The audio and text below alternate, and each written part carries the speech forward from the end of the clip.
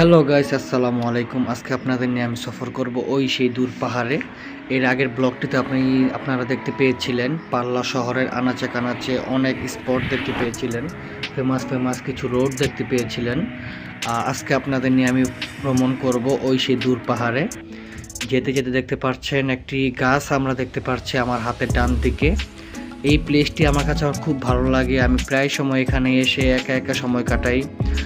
ওয়েদারটা যদি মেঘলা থাকে তাহলে তো কোনো কথাই নেই, খুবই চমৎকার লাগে। দেন আঁকাবাঁকা সাপের মতো যে মেটু পথটি দেখতে পাচ্ছেন, এই পথটি দিয়ে আমরা সামনের দিকে অগ্রসর হচ্ছি।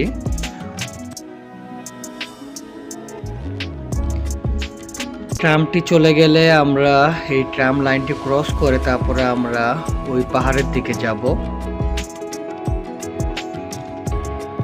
দেন ট্রাম চলে গেছে, আমরা এখন সামনের দিকে যাচ্ছি। ওপরে ওঠার চেষ্টা করব। ওপরে যদি উঠতে পারি শর্টকাট, তাহলে আমরা একটু সময় বাঁচাতে পারবো, নয়তোবা আমাদের 5-7 মিনিট হয়তোবা একটু নিচ দিয়ে ঘুরে যেতে হবে।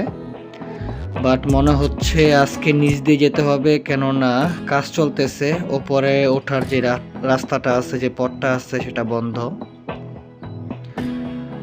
যার কারণে আমরা অনেকটা ঘুরে তারপরে আমরা এই ব্রিজটির দিকে আমরা এখন আসলাম।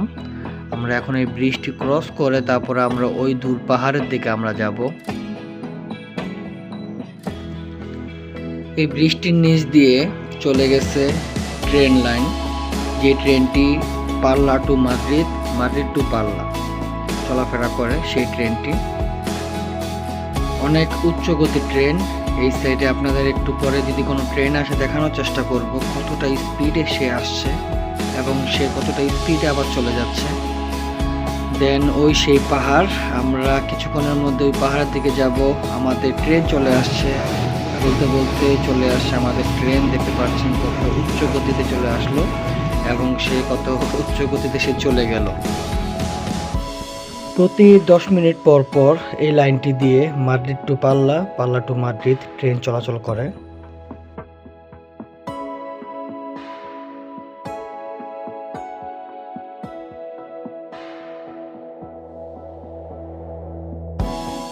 দেন আমরা ক্ষেতের ওপর দিয়ে আমরা চলে যাচ্ছি ওই পাহাড়ের দিকে।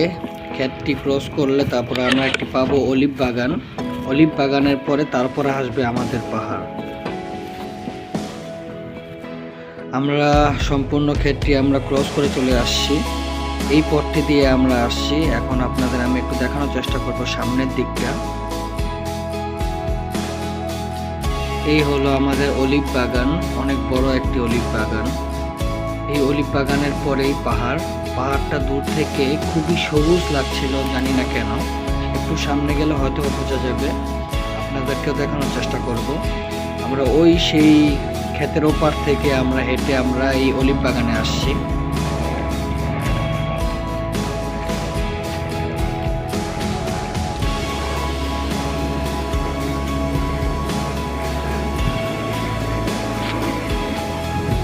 দূর থেকে দেখতে পাহাড়টা অনেকটা সবুজ ছিল, অনেকটা সবুজ দেখাচ্ছিল, কিন্তু এখন কাছে আসার পর দেখতে পেলাম এটি অ্যাকচুয়ালি সবুজ না, এটি হলুদ সরিষা ফুলের মতো কিছু। পুরো পাহাড়টা ছেয়ে আছে এই সরিষা ফুল দিয়ে। এই কারণে দূর থেকে দেখতে এতটা সুন্দর লাগছিল এই পাহাড়টা। দেন আমরা একটু সামনের দিকে যাচ্ছি। সামনে বসার জন্য খুব সুন্দর একটি প্লেস আছে, চেয়ার টেবিল আছে। আমরা মাঝে মাঝে ওখানে গিয়ে পিকনিক করি।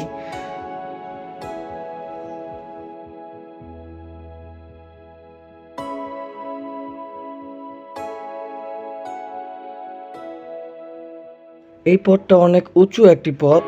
তাছাড়া এই পথটি দিয়ে যেতে যেতে হাতের ডানে আপনাদের দেখানোর চেষ্টা করি, একটি সুড়ঙ্গের মতো একটি পাহাড় আছে, ছোটখাটো, বাট দেখতে খুবই ভয়ঙ্কর লাগে। রাতের বেলা তো আরো বেশি ভয়ঙ্কর লাগে।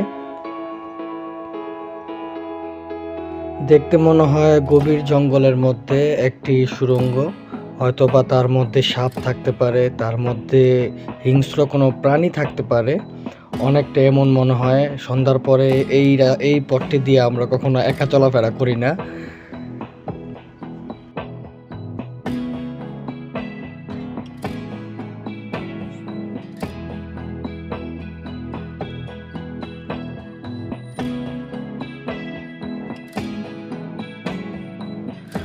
অতঃপর আমরা আমাদের সেই প্লেসটিতে চলে আসছি। দেখতে পাচ্ছেন চেয়ার টেবিল রাখা আছে খুব সুন্দর। আর তাছাড়া বাহিরের দিকে আরও একটা প্লেস আছে, যে প্লেসটিতে খুব সুন্দর সুন্দর কিছু পাথর রাখা আছে। ওই পাথরগুলোতে আমরা মাঝে মাঝে সময় কাটাই। তাছাড়া আমরা ওখানে বারবিকিউ করি, আমরা কিছু রান্না বান্না করি। ছোট একটা চুলা আছে আমাদের, সেই চুলাটি দিয়ে সেই প্লেসটি একটু দেখানোর চেষ্টা করি। এই হলো আমাদের সেই প্লেসটি। যখন রাত হয়ে যায়, সন্ধ্যার পর খুব সুন্দর লাগে। দেখতে পাচ্ছেন আমরা এখন চাঁদ মামার দিকে তাকিয়ে আছি। আমাদের এই পার্কটি আমরা এখন ত্যাগ করব, আমাদের এই ব্লগটিও আমরা শেষ করব। সো ভালো থাকবেন, সুস্থ থাকবেন। আসসালামু আলাইকুম।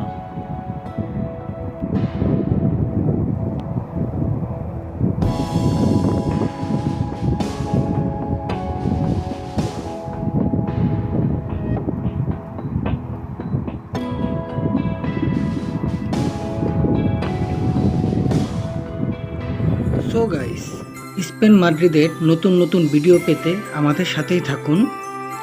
সাবস্ক্রাইব করুন, বেল বাটনটি ক্লিক করে লাইক, শেয়ার অ্যান্ড কমেন্টস করুন।